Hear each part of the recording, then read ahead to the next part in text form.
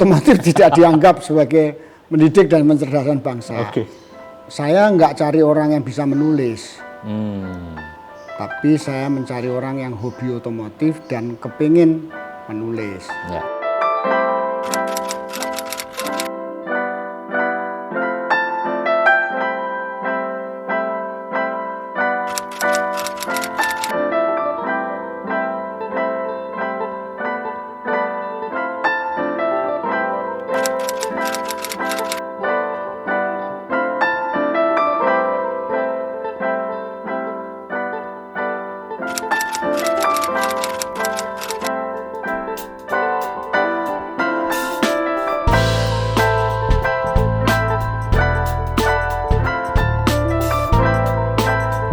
Sobat Otomotif, kali ini saya sudah berada di kediaman Mas Agus Langgeng selaku founder dari Otomotif Group. Salam kenal Mas Agus. Ya Mas, Mas Dagu. Siap. Nah, Sobat Otomotif tentunya penasaran dong bagaimana cerita dari awal Otomotif berdiri dari tahun 91, kemudian berembrio ya Mas, punya anak cicit, cucu-cucu sampai sekarang sudah menjadi unit bisnis yang luar biasa maju. Nah, kita akan ngobrol lebih jauh. Awal mula gagasan Otomotif berdiri itu seperti apa kira-kira Mas Agus? Bisa diceritain nggak kita penasaran nih? Iya, tentang mula pertama Otomotif terbit sebenarnya sudah pernah saya tulis di buku yang memperingati Mas Arswendo itu. Mas Arswendo Atmowiloto, kalau teman-teman tahu dulu pimpinan redaksi majalah Hai, ya, Direktur majalah. Direktur Gramedia Majalah. Oke. Kemudian? Itu judulnya Bersyukur Tanpa Libur ya. Bersyukur tanpa libur, bukunya sudah terbit ya Mas? Ada di toko buku Gramedia, bisa dibaca-baca teman-teman. Itu awalnya sebenarnya karena Mas Wendo itu mengikuti seminar majalah seluruh dunia di Berlin. Di Berlin, tahun berapa tuh Mas? Tahun 1988. Itu dia pulang, dia teriak-teriak cari saya. Terus dia bilang, lu tahu nggak majalah di seluruh dunia itu yang paling besar uplahnya itu apa? Oke. Nggak tahu kan. Mas Wendo kan yang Mas Wendo yang seminar nanya ke saya. Gitu. Bukan, gue kasih tahu nih gitu. Oke. Jadi Otobit, TV Guide. TV Guide. Nomor 1 itu Mas. Nomor 1. Nah ini yang nomor 2 nih lu mesti tahu gitu. Apa Mas gitu? Otobit. Dari situ lahir gagasan Gramedia Majalah ingin punya media otomotif. Waktu itu dipilih format tabloid itu karena memang trennya memang tabloid. Ya. Media-media yang oplahnya besar-besar, ada Monitor, ada Bola. Ya. Itu memang formatnya tabloid, jadi otomotif dipilih format tabloid. Siap, bukan itu majalah. Di tahun 91 ya Mas? Belum, itu tahun 89. Iya. Nah, tahun 89 itu kan tahun 89 tuh dalam proses mengurus siup kan dulu mesti ada siup kan. Percetakan segala macam ya harus ada izin siup. Harus izin apa segala macam. Ya. Tapi memang sudah dipilih format tabloid. Ya. Gitu. Bahwa kemudian otomotif sempat terlambat terbit. Terlambat terbit, jadi harusnya tahun 90. Tapi dari pihak internal masih belum mengizinkan otomotif untuk terbit. Ya. Justru dan tahun 91 baru Mei terbit. Tahun 91 baru diizinkan terbit. Oke. Artinya konsepnya sudah ada sebetulnya? Sudah. Dan kita bikin dummy terus kan. Oh, ada dummy-nya tadi. Ya, karena setiap bulan harus lapor ke Departemen Penerangan. Ya. Dengan dummy-dummy itu supaya ada kelanjutannya gitu. Itu bukti bahwa itu masih digarap. Gitu. Nah ini menarik. Tadi ada cerita Mas Agus itu terlambat terbit. Itu ada ada penolakan apa enggak sih Mas sebetulnya? Kenapa kok bisa terlambat terbit? Padahal daminya tadi sudah setiap bulan ada ya? Ya, dari pihak internal memang belum menginginkan otomotif terbit karena beberapa hal lain lah gitu. Tapi justru saya merasa, paling tidak saya gitu, merasa selalu ada hikmahnya gitu.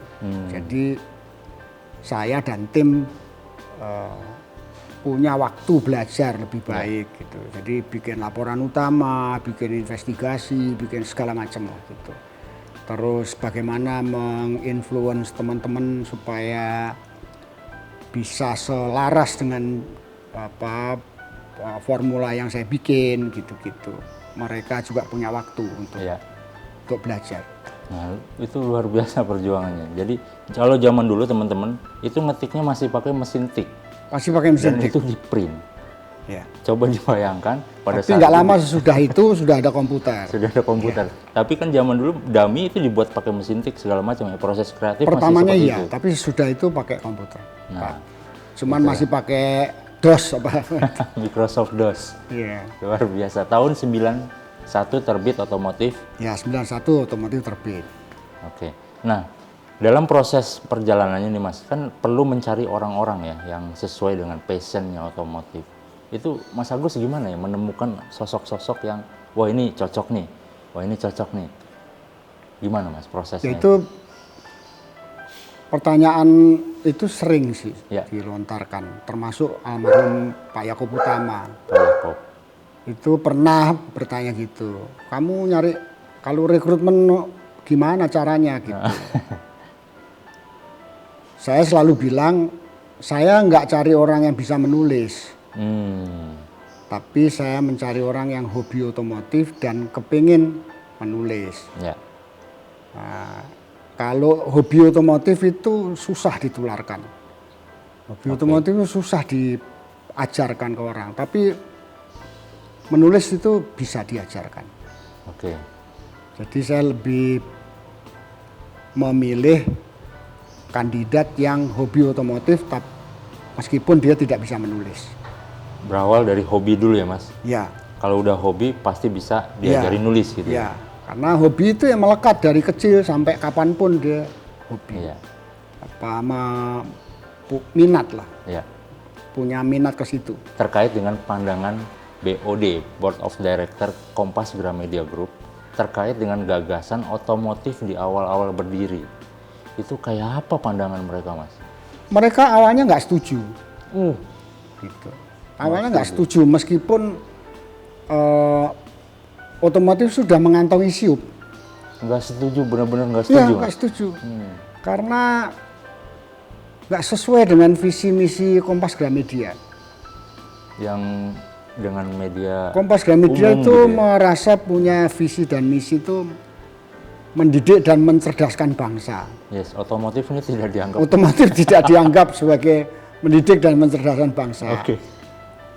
Nah, saya ngotot waktu itu bahwa otomotif itu berkonten yang mendidik dan mencerdaskan bangsa. Tetap ya Mas? Itu saya garansi. Itu ada jaminan dari Mas Agus. Saya harus presentasi di depan BOD kan. Bagaimana mungkin otomotif yang menurut mereka agak hedon ya. Itu bisa punya misi mendidik dan mencerdaskan bangsa. Saya bilang, orang yang punya mobil itu nggak ngerti itu mobil itu apa. Taunya cuma pakai gitu ya? Taunya cuma pakai. Kalau pergi ke bengkel, banyak bengkel itu yang menipu karena ketidaktahuan pemiliknya. Nah, di situ otomotif sebagai media memberikan tips, memberikan guidance, memberikan tulisan-tulisan yang bisa mencerahkan bagi pemilik mobil maupun motor, sehingga dia tidak ditipu bengkel. Dan itu masih jadi pedoman hingga saat ini Mas, otomotif seperti itu. Nah, mereka kemudian setuju lah dengan argumen saya seperti itu. Oh, ternyata begitu. Tapi kemudian pertanyaan selanjutnya ada lagi. Apa tuh Mas? Itu otomotif mau terbit mingguan. Oke. Emang bisa ya ada terus bahannya gitu. Mereka khawatir berhenti di tengah jalan karena nggak ada bahan. Oke, kekhawatiran itulah yang dipertanyakan ya Mas. Nah, saya waktu itu menyitir apa yang pernah dikatakan dalam bukunya Soichiro Honda. Soichiro Honda. Sebuah mesin bisa menghasilkan energi itu minimal terdiri dari 1000 komponen. Oke. Kalau 1000 itu saya sudah bisa bertahan 3 tahun. Bisa menulis dari itu aja sudah 3 tahun. Untuk 3 tahun. Jadi nggak ada alasan untuk kehabisan bahan. Oke. Gitu. Bahkan ketika otomotif sudah terbit dan beberapa itu, saya sering kali membuat itu semacam panduan lah gitu. Kalau menulis tuh misalnya baut diapain, itu bisa sampai puluhan. Gitu. Hanya bersumber pada satu baut. Gitu. Bisa aja misalnya motor Honda diapain apa. Jadi nggak akan mungkin kehabisan gagasan. Gitu. Selalu akan ada yang bisa ditulis. Selalu pada teman-teman yang muda, saya selalu buatkan metrik itu. Jadi saya mengistilahkan itu sebagai metrik lah. Bikin misalnya piston diapain, bisa melahirkan sekian puluh artikel. Pembekalan seperti itu diberikan terus ya? Ya, termasuk para pimpinan di otomotif tahu persis itu. Tahu persis itu. Selain memang ada buku putih ya. Buku putih waktu itu yang nyusun Odeng ya.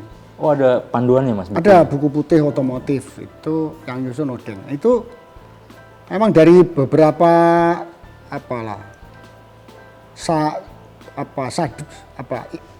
rangkuman dari beberapa hasil rapat lah itu. Oke, jadi dalam proses kreatif ada rapat redaksi ya Mas?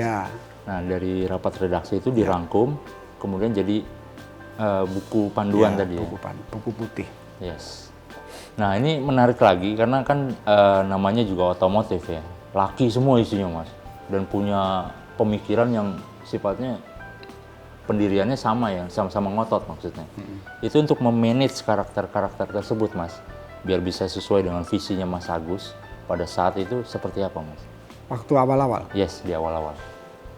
Saya membiasakan otomotif itu mencari jadi kalau misalnya terjadi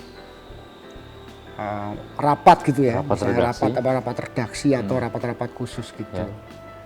Itu kita buka seluas-luasnya orang untuk mengemukakan pendapatnya. Sampai kemudian kita mengerucut pada 1 atau 2 atau apalah kesepakatan. Nah, itulah yang gitu. Jadi egaliter sekali gitu.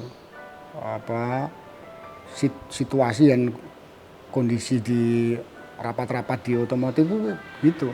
Bebas nggak ya, pimpinan rapat ada memang gitu, tapi mereka bebas sebebas-bebasnya, mau sambil bercanda boleh. Gitu. Artinya gagasan itu ngalir ya Mas? Silakan punya ide apa gitu ya. Satu hal yang haram dilakukan, kalau masuk ruang rapat harus punya ide. Kalau nggak punya ide, mendingan keluar. Oh, justru malah harus punya ide? Harus. Oke, nggak punya ide silakan keluar. Ngapain juga kerja di sini gitu ya Mas? Itu semua teman-teman tahu lah di otomotif. Bukan pada akhirnya kelompok yang mengeluarkan orang yang seperti itu gitu, bukan pimpinan rapatnya kan. Lu nggak punya ide, pergi sana gitu. Udah tutup pintu. Terseleksi dengan sendirinya. Dia tidak punya hak untuk masuk selama dia tidak punya ide. Mantap. Tentunya Mas Agus nggak sendiri dong. Boleh dikasih tahu ke saya Mas, siapa saja sih sosok yang menemani Mas Agus dalam proses pendirian otomotif? Oke, waktu itu saya masih di Majalah Hai. Ada liputan Rally Lampung. Rally Lampung tahun? Rally Lampung tahun 87 kalau nggak salah. 1987. 1987. Luar biasa. Eh, kami satu grup itu dipinjemin mobil Suzuki Jimny yang panjang. Jimny long ya Mas? Jimny long kayak Jimny BRI lah. Yes.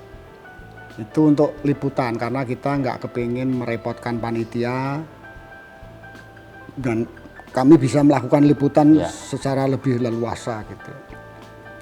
Nah, gengnya waktu itu saya, Bastian, Zulkifli yang karena tertinggal dari tim Mazda akhirnya ikutan sama kita. Dia wartawan tapi sudah kerja di Mazda. Oh gitu. Terus kemudian gabunglah Nanang Baso dan Rulin Purba. Jadi satu mobil itu. Satu mobil itu. Ya.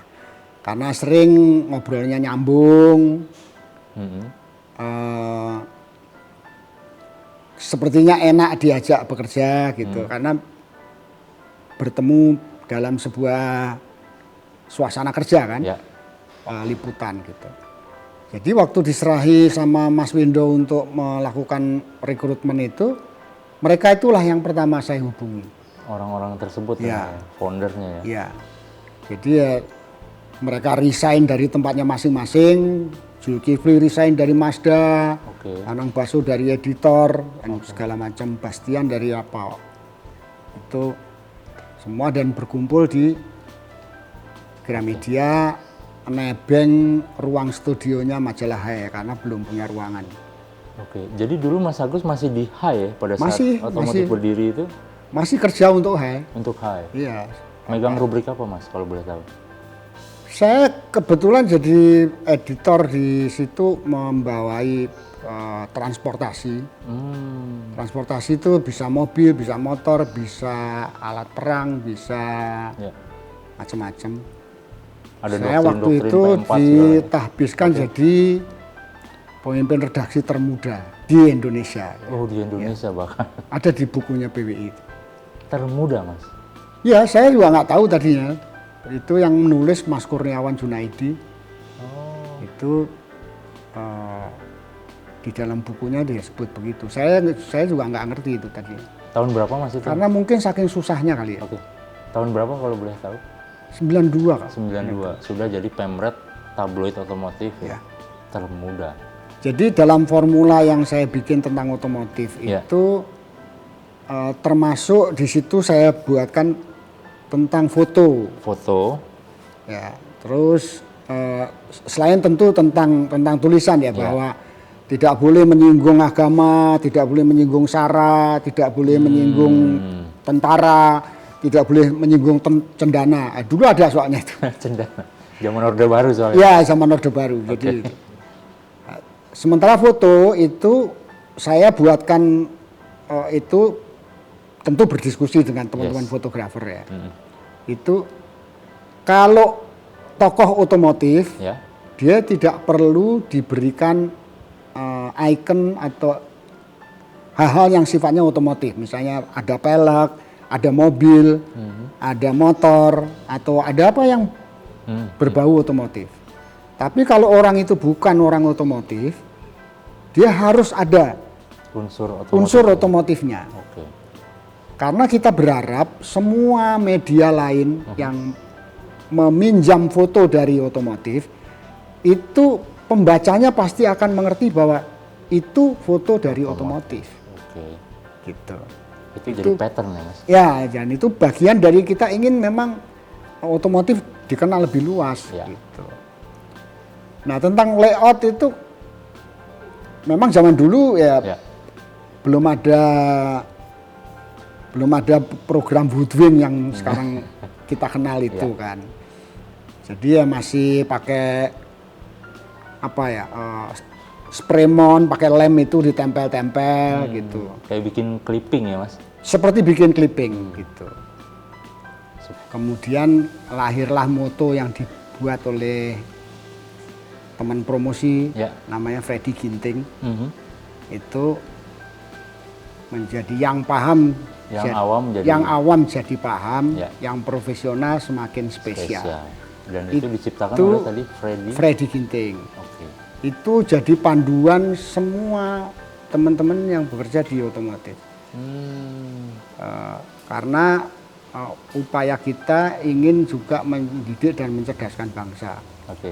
Yang awam jadi paham, yang profesional semakin spesial. Jadi kalau menulis tentang yang berat-berat, ya yang profesional semakin spesial. Kalau menulis yang ringan-ringan, ya yang awam jadi paham. Dan itu masih kita pakai sampai saat ini 31 tahun otomotif. Motonya masih sama, Mas. Itu jadi panduan kerja kita. Ya. Penentuan jumlah rubrikasi, Mas, atau jumlah halaman ya. Dulu halamannya berapa, Mas? Waktu awal-awal halamannya cuma 24. 24. Tapi otomotif sejak terbit itu sebenarnya menjadi tabloid termahal di zamannya. Di zamannya. Berapa, Mas, dulu, Mas? Karena yang lain masih 300, kita sudah 500. Pada saat itu ya? Iya. Itu, dan halamannya memang relatif nggak banyak sih. 24 halaman, kemudian 24. bertambah jadi 32, sesekali 48. Kalau edisi khusus ya kita tentukan berapa. Ya, dan masih terbit sampai sekarang, Mas. 31 tahun, luar biasa. Heran juga saya. Heran juga? Nggak di luar ekspektasi Mas Agus ya justru? Saya sebelum pensiun saya bilang sama teman-teman di Otomotif Group. Kalian bisa buat otomotif berusia 25 tahun itu udah luar biasa. Dan sekarang ternyata udah sampai 31 tahun. Ya kalian mewarisi meneruskan itu dengan baik lah. Meneruskan legacy ya, Mas. Saya tertarik dengan respon pasar, Mas Agus. Pada saat itu di otomotif pertama kali berdiri di tahun 91. Respon pasarnya itu seperti apa sih, Mas? Oplah ya terkait dengan itu. Awalnya sih memang bahkan sampai 1 tahun ya. Sampai 1 tahun responnya memang kurang menggembirakan. Oke. Karena itu kami ketahui belakangan. Sesudah 1 tahun, terus kemudian otomotif sering ditawari untuk menggunakan kertas HVS. Kertas HVS. Ya. Jadi setiap kali ada kita buat edisi khusus, pakai kertas HVS. Setiap kali pakai kertas HVS, oplahnya naik. Oh, karena enak mungkin dilihatnya, Mas. Karena enak dilihat, gambarnya lebih bagus. Sejak awal kami sebenarnya berpikir bahwa di kertas koran cukup gitu karena tabloid. Ternyata enggak. Mereka masih tetap juga membutuhkan gambar yang bisa dinikmati seperti layaknya majalah gitu. Kalau ketika itu kita sering juga ke daerah ya gitu. Masih banyak juga teman-teman di daerah yang membuat itu di figura, terus dipasang di dinding-dinding gitu. Memang membutuhkan kertas yang lebih baik. Sejak itulah otomotif menggunakan kertas HVS. Kertas HVS dan terbukti itu mendongkrak penjualan, Mas. Ya, sejak itu otomotif oplahnya naik terus. Makin naik terus ya. Setiap penerbitan tentunya punya cerita-cerita ya. Entah itu dalam peliputan, entah itu dalam penyusunan materi ketika deadline. Itu ada cerita menarik nggak sih, Mas, dalam keseharian dulu ya di awal-awal otomotif berdiri? Kita nih agak gila sebenarnya. Agak gila. Teman-teman di otomotif ya termasuk saya gitu. Suka melanggar aturan. Oke. Tapi kami meyakini kalau sepanjang itu untuk kerja, ya, mungkin perusahaan juga punya pemahaman yang gila sedikit nggak apa-apa ya, Mas. Gila sedikit nggak apa-apa. Tapi itu memang begitulah dunia jurnalistik kan. Ya. Jadi setiap hari Rebu ya, setiap hari Rebu deadline itu, sekretaris selalu beli makanan berlimpah itu. Sampai itu ya dibiarkan aja sama manajemen karena ya udahlah kan disitulah saat senang-senangnya teman-teman di otomotif. Toh itu tidak merugikan gitu. Yeah. Bahwa teman-teman lebih suka tidur di kantor ya mungkin menghemat uang transport dan segala macam, ya silahkan aja gitu. Ya. Mau tidur di ruangan saya boleh, mau tidur di bawah meja siapa boleh. Gitu. Sampai segitunya, kantor udah jadi kayak rumah kedua ya Mas? Ya, sehingga waktu itu yang menginspirasi saya bahwa kantor itu menjadi sebuah taman bermain. Ya. Gitu. Luar biasa. Kita semua berharap teman-teman di Otomotif Group akan merasa perlu ke kantor karena itulah arena bermainnya. Dibuat nyaman ya Mas? Ya, kita bikin bengkel, bisa nguprek, kita beliin alat-alat, toolsnya kita siapkan semua, mau bikin tips, mau apa. Sehingga mereka merasa kalau nggak ke kantor mereka gitu. Seperti mereka pergi ke tempat bermain. Ya. Konsep itu sekarang dipakai oleh perusahaan startup Mas. Jadi mereka menjadikan kantor sebagai playground gitu. Dan kita sudah melakukannya justru di tahun-tahun 91 ya. Kantor jadi playground. Kita sudah duluan, maaf nih teman-teman otomotif. Oke. Kegiatan off-air Mas Agus. Kita tahu otomotif itu sering banget ya dulu bikin kegiatan off-air.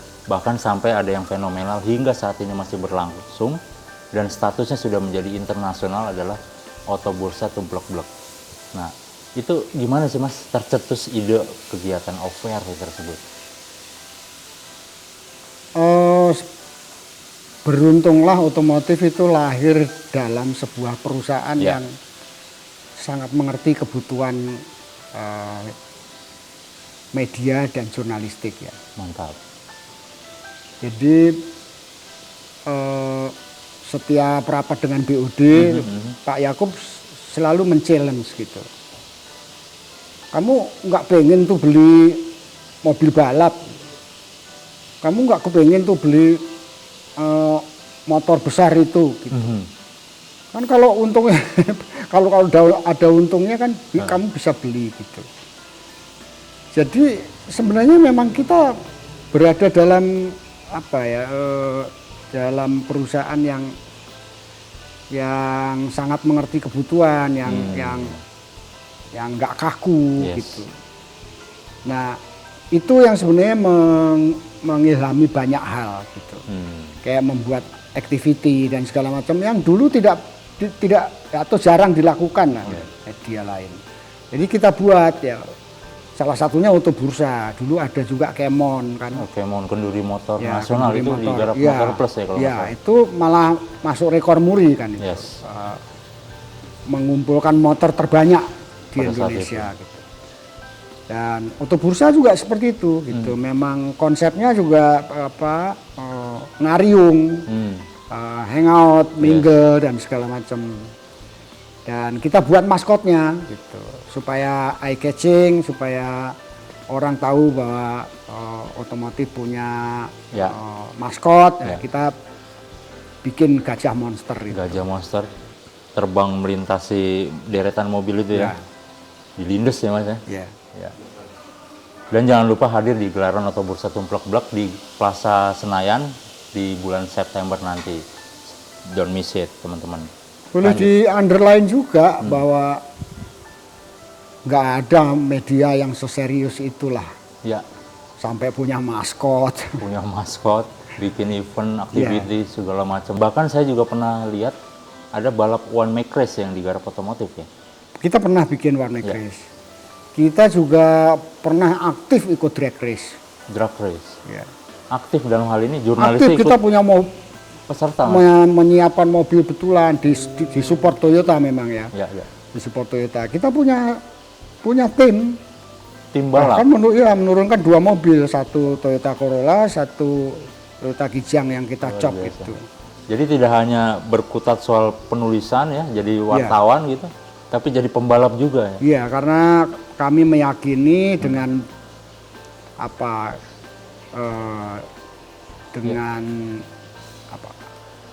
arena bermain dan mereka jadi lebih paham, lebih bisa merasakan atmosfer otomotif, dan pada akhirnya atau ujung-ujungnya kan mereka bisa menulis dengan lebih sesuai dengan passionnya pada saat itu ya. Apa yang dirasakan, ya itulah yang ditulis gitu ya Mas. Real, jujur. Dan biasanya teman-teman dari otomotif, ya, mudah-mudahan sampai sekarang itu berlangsung. Dengan narasumber seperti dengan teman gitu. Yes. Bahkan yang sudah pensiun, saya, yang lain-lainnya yang sudah pensiun masih menjalin hubungan dengan baik pada narasumber-narasumber itu gitu. Jadi tidak semata-mata hubungan antara wartawan dan narasumber. Kita juga sudah melahirkan digital media Mas, salah satunya otomotifnet.com dan gridauto.com. Itu bagian kita menjawab tantangan disrupsi di dunia digital Mas Agus. Ya. Luar biasa. Sungguh pun teknologi itu memberikan kemudahan, bukan berarti memberikan kita kemalasan. Ya. Jadi selamat bersaing di tengah medan yang serba modern, digital dan riuh ini. Saya percaya kalian bisa. Baik, terima kasih banyak Mas Agus. Saya rasa pesan ini juga akan kita bawa terus sampai otomotif, sampai kapanpun, sampai kapanpun terbit ya. Dan kita juga mengapresiasi sekali para founding father termasuk Mas Agus sudah memberikan pondasi-pondasi kepada kita sehingga kita bisa bertahan sampai saat ini. Salam sehat Mas Agus, sukses selalu. Terima kasih. Terima kasih banyak. Good luck.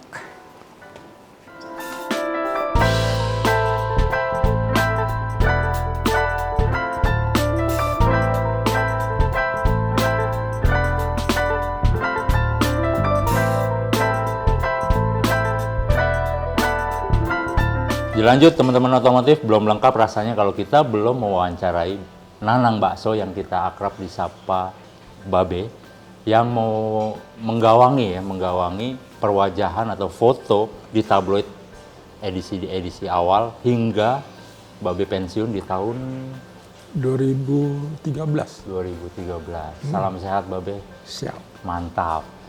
Be, gimana sih Be ceritanya Be? Bisa tertarik gitu dengan otomotif ya, padahal Babe kita tahu dulu di majalah editor teman-teman, terus kemudian gabung di otomotif ya Be, kok tertarik Be? Ya asal ya itu pada mulanya kita ke Lampung itu, pada waktu itu ada rally di Lampung. Ya, ada kendala nggak Be? Kan Babe yang kita tahu editor dulu majalahnya umum ya, lebih ke politik dan lain-lainnya. Kok di otomotif itu kendalanya ada nggak Be? Gue rasa nggak ada kendala karena sebagai fotografer ya dalam kondisi apapun ya harus bisa motret. Ya apa baik itu benda mati atau kalau yang hidup harus kelihatan hidup, benda mati harus kelihatan hidup. Itu. Nah, kita harus menjiwai dengan itu. Jadi menghidupkan benda mati yang notabene mobil atau motor gitu ya, menjadi sesuatu yang hidup ya, punya roh gitu ya. Iya. Ya, kalau mobilnya jalan ya harus kelihatan dia bergerak, moving. Iya. Kalau warnanya biru ya harus biru dia warnanya. Nggak boleh jadi abu-abu, magenta atau apapun. Iya. Karena harus tampak seperti aslinya. Ya, dan itu masih kita pakai Be.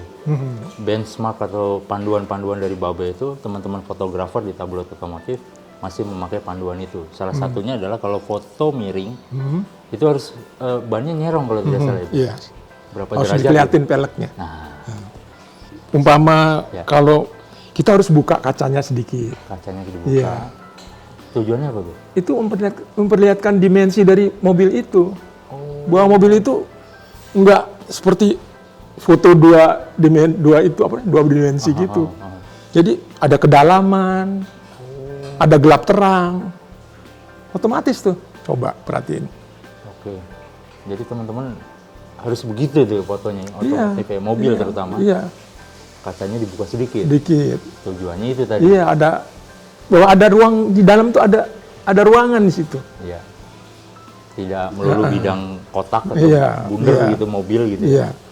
Tapi kalau kita butuh umpama untuk merefleksi dengan itu kota perkotaan, kita naikkan kacanya sehingga gedung-gedung berbayang di situ. Itu juga. Jadi semua bisa dibuat oleh fotografer. Ya, terus kalau fotonya miring Be, Ya, mobil kan kalau di otomotif tuh selalu kita foto miring biar peleknya kelihatan. Iya. Itu karena dengan bisa kelihatan dari depan, dari belakang, kelihatan belakangnya. Jadi itu juga apa ya? Itu kan kedalaman juga. Iya. Ada perspektif ya, Tar. Ya Tar, benar ya Tar. Kelihatan dari tampak samping, sudut depan, sudut belakang gitu ya, Be. Pengalaman menarik Babe saat menjadi fotografer dan kemudian menjadi editor foto di tabloid otomotif, Be. Banyak. Iya, untuk pertama kali gue bertahun-tahun gue dari Tempo ke editor. Gue paling jauh ke Asmat. Asmat?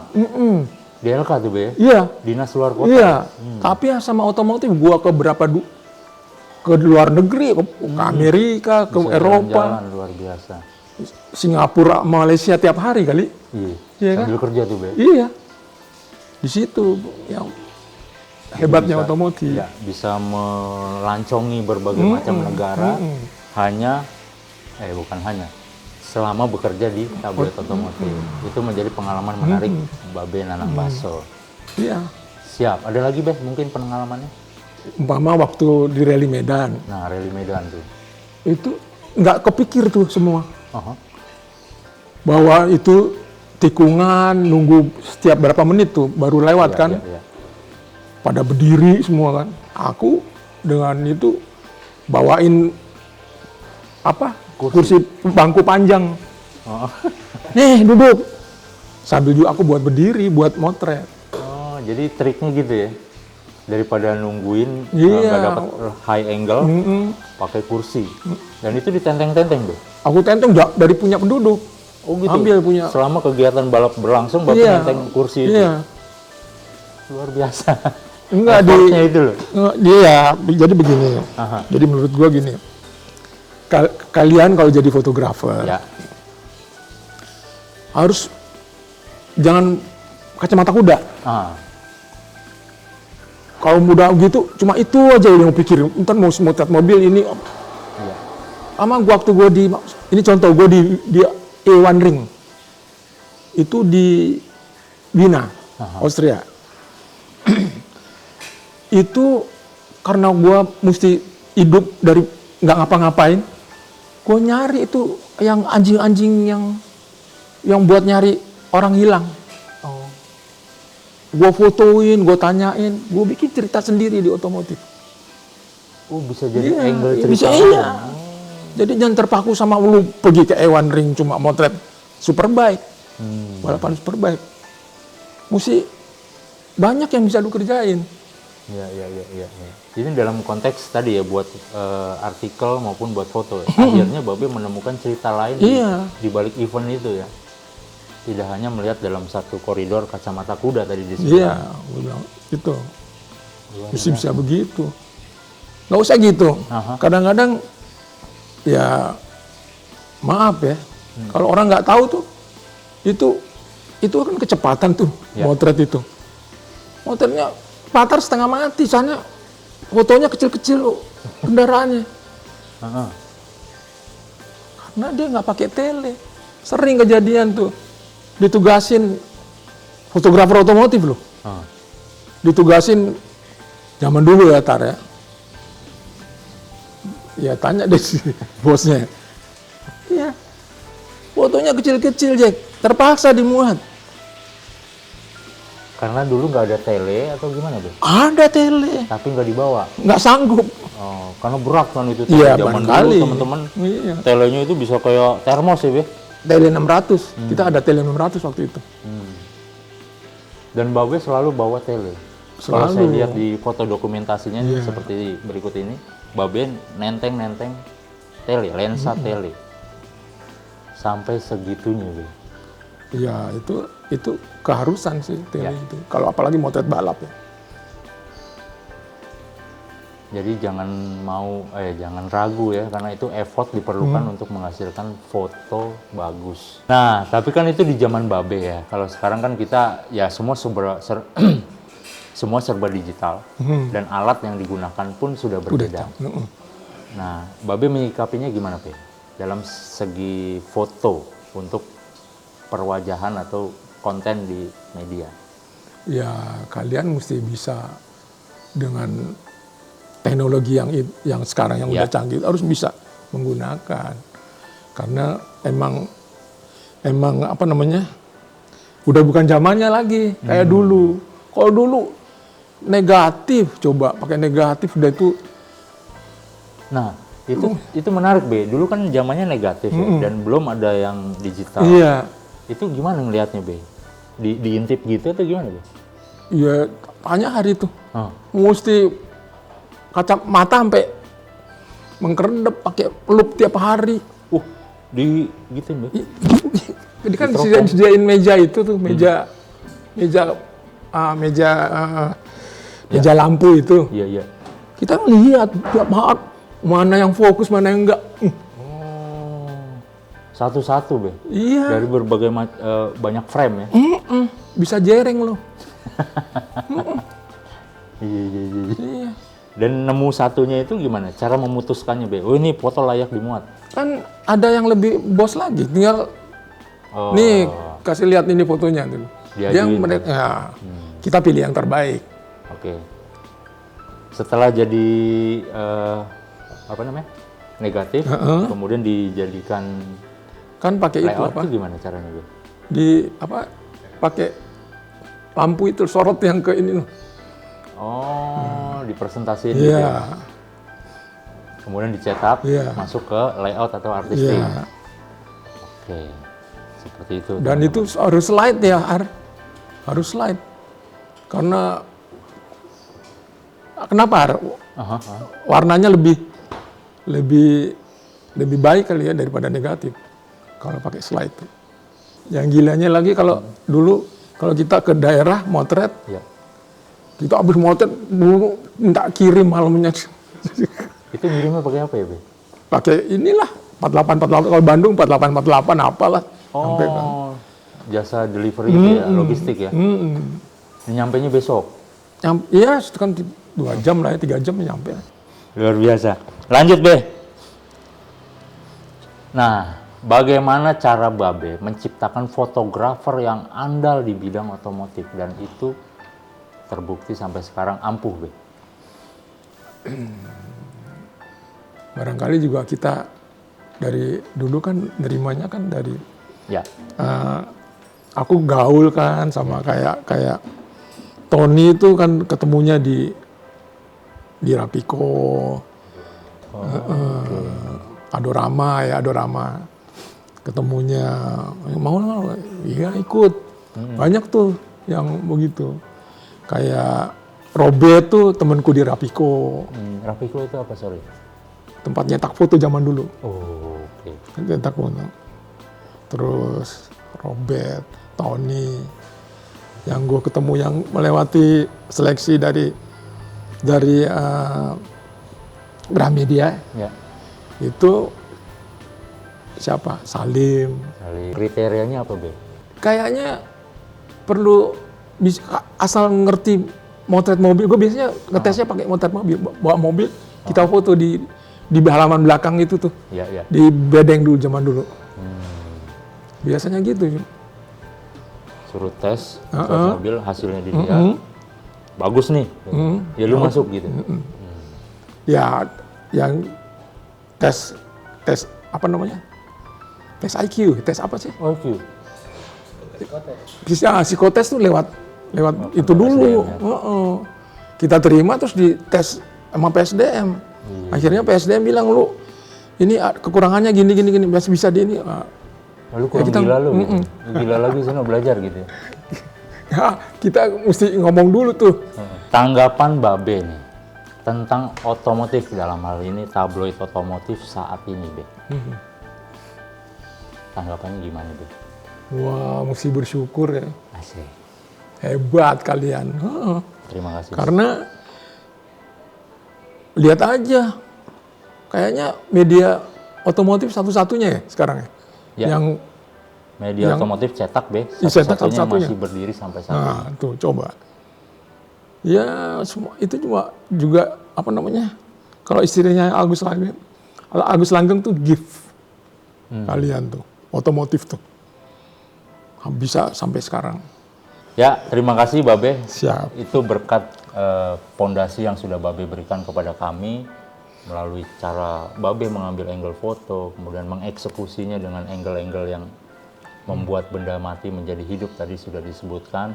Jadi istilahnya itu satu foto itu satu gambar itu 1000 kata-kata. Asik.